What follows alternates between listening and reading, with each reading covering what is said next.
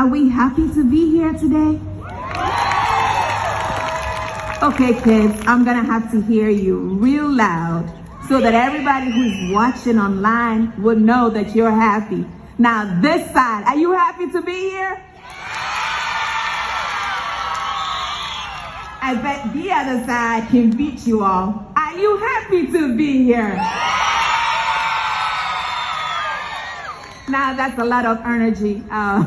Give it up for the teachers, librarians, parents, everybody who helps you.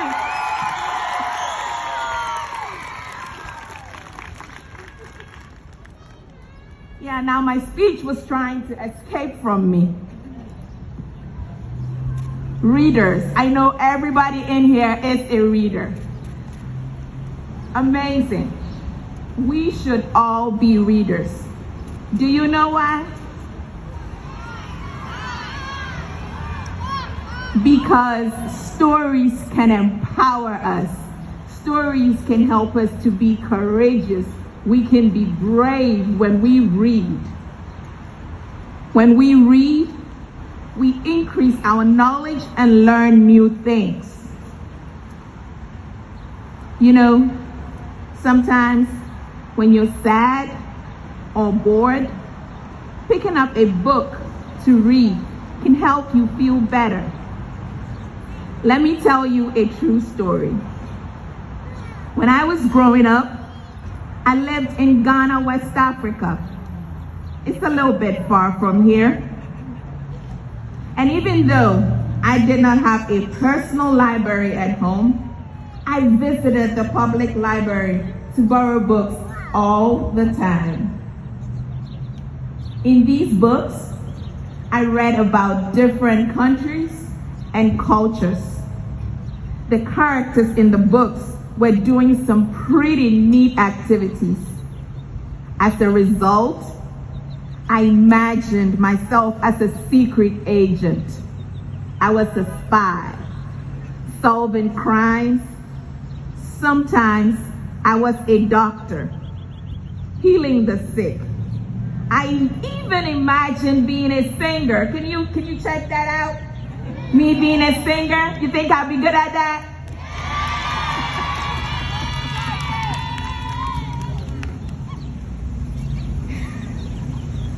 Yes, I also imagined what America looked like through the books that I read. So you know, when I eventually came to America, although I was impressed with the big buildings and highways, because in Ghana we didn't have the kind of highways that we have in America. The roads were a bit smaller. But I was reminded of the characters and places that I had seen in the books that I read.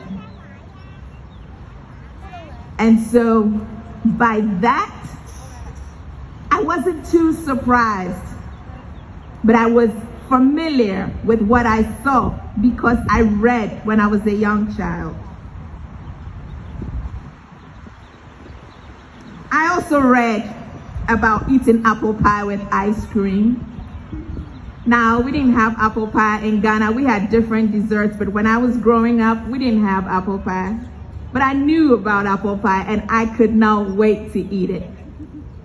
So when I came to America, and my friend offered me apple pie, what did I say? And then I asked her to add some ice cream to it. Because when I was reading, I learned that you could have ice cream with apple pie.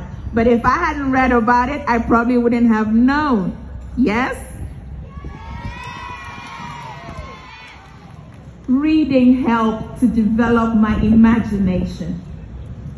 For example, although I'd never been to a park with a playground of friendly dogs, those types of places existed in the books that I read.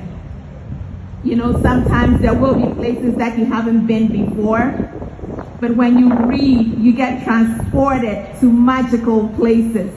For example, some of the kids read Harry Potter books, and you can imagine being on a train when you haven't been on one before. Let me tell you something. If you speak to leaders and successful adults, like the ones that we've had here today, we had our best librarian.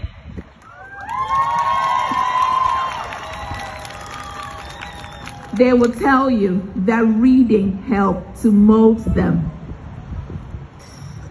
Do y'all remember President Obama? Well, President and Miss Obama both talk about their love of reading and how it has helped them. They love the joy of magic, of the storytelling.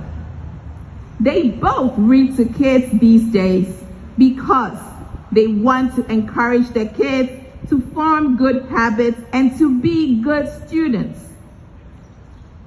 President Bush's daughter, Jenna, has a reading club for adults. So you don't stop reading when you become an adult. When you start reading, it becomes a lifelong habit.